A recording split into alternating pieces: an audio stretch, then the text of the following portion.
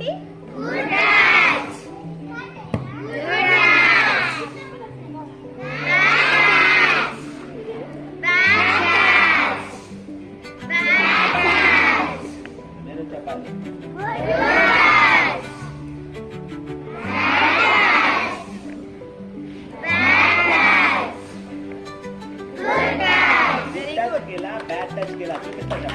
పిల్లలు ఇప్పుడు అర్థమైందా మీకు? గుడ్ టచ్ అంటే ఏమిటి, బ్యాడ్ టచ్ అంటే ఏమిటి?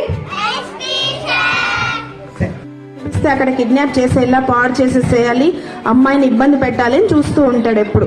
అప్పుడు అనుకోకుండా స్కూల్ నుంచి ఒంటరిగా వెళ్తూ వెళ్తూ వెళ్తూ ఈ 4th క్లాస్ దామిని దొరికింది. సరేనా?